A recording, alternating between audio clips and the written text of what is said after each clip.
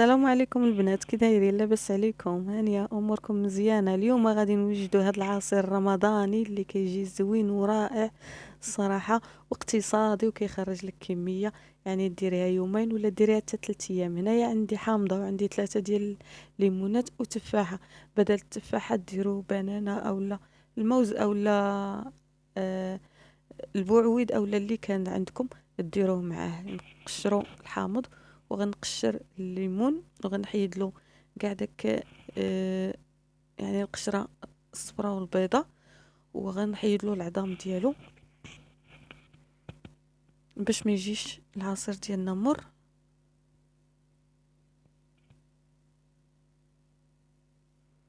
نتوما كي كتشوفوا داك القشور هذاك، يعني الوقيته اللي حيدوا ديروه في الكونجيلاتور ولا راه كيتحتاج شحال من حاجه. هنايا غادي نحيد ليها العظام ديالها. الحامضه خرج فيها العظام بزاف. المهم كما قلت لكم القشور يعني تخبعوهم هكا في الكونجيلاتور. انا راه ديما كنعطيكم يعني النصائح ونعطيكم هكا شي حاجه اللي هي سهله وكتنفع. القشور ديال الحامض تجمعيهم، يعني ما تلوحيهمش، ديرهم في الكونجيلاتور. نهار اللي تجي تبغي تسلقي شي حاجه ديرهم في الطنجره ديالك وسلقي باش ما كتكحالش الطنجره، كتبقى بيضه. صافي هنايا كنحيد كاع داكشي اللي ممكن انه يخلي ليا هذا العصير ديالنا مر. كنحيدو كنتفاداوه صافي. وغادي نقشر انايا كلشي ان شاء الله. الليمونه حتى هي غندير لها نفس الشيء اللي درت للحامض، وغادي نديرهم في الكاسرونه كما نتوما تشوفوا التقشير.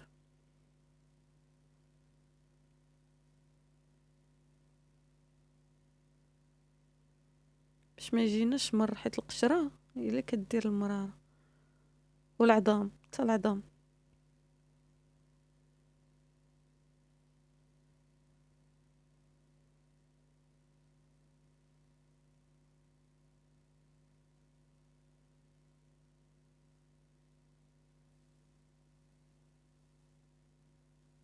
صافي غادي نقطعوها حتى هي كما قطعت الحامض، ونستمر على هاد الطريقه هذه حتى نكمل الكميه اللي عندي. كما قلت لكم حامضه و3 ديال الليمونات وتفيفيحه. تفاحه كانت عندي درتها، اي حاجه عندكم ديروها. صافي هنايا كملت. المهم التفاحه راه ما قشرتهاش، حيدت لها غير داك القلب ديالها.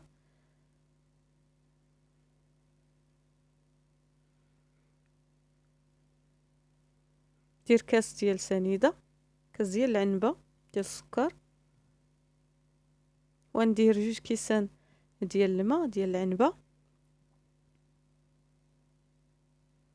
2 كيسان ديال الماء ديال العنبه، وغادي نديرو فوق البوطه 10 دقائق هكاك، ماكسيموم 10 دقائق. المهم هنايا من بعد ما طاب جبتو خديتو. نتوما كيف كتشوفوا راه كنخليوه حتى يبرد، بحال الكومبوطه ديال الوليدات الصغار. عندي خيزو حتى هو مسلوق، وعندي يوغورت ديال البنان انا كان عندي في الدار درتو. اللي عندك في الدار ديريه. وعندي الفريز. المهم المركز هو هذا اللي غادي نطحن هو الاول. لا باز ديال هاد العصير هو هذاك. نشتو الحامض درتو مع خيزو باش ما يكحليش. خيزو ما تكحليش حتى الكاسرون اللي درت فيها.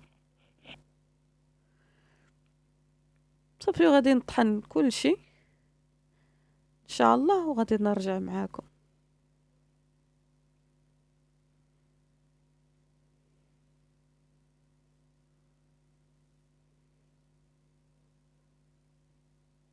هنايا غادي نصفيه من ديك القشره اللي كانت اللي فيه و... ولا كان مازالنا شي عظام.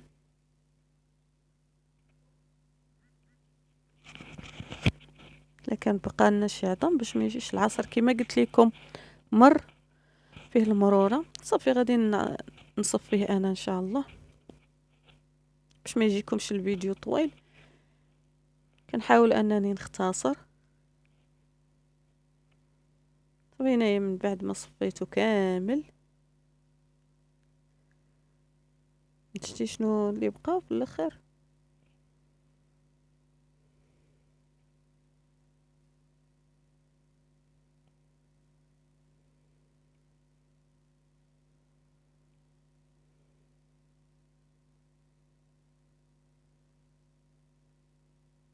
نتوما كي كتشوفوا كيجي.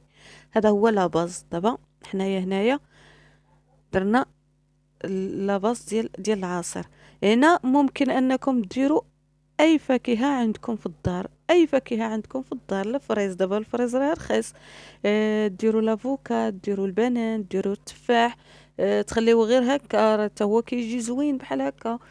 اي حاجه عندك في الدار ديريها.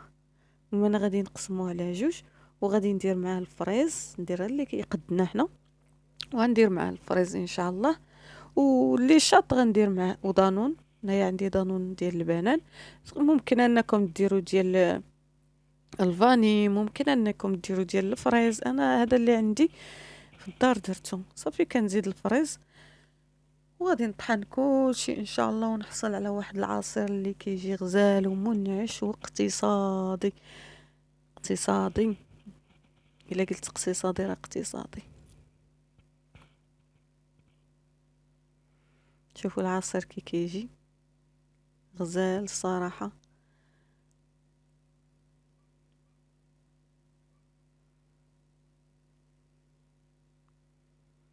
كيجي زوين وزوين بمعنى الكلمه. كنتمنى انكم تجربوه وتردوا عليا في لي كومونتير. ما تنسونيش بلي لايك ديالكم، لي بارطاج ديالكم مع الاهل والاصدقاء باش تعم الفائده. واللي دخل القناه جديده ولا دخلت القناه جديده، ما تنساش تفعل الجرس باش يوصلها دائما الجديد. قناه نوره للطبخ المغربي كترحب بكم في اي وقت. مرحبا والف مرحبا. والى طبق قادم ان شاء الله خليت لكم الراحه. المهم هنايا عندي انا نوريكم اللي شاطلي. هذا هو اللي شاط، يعني تقسم على جوج.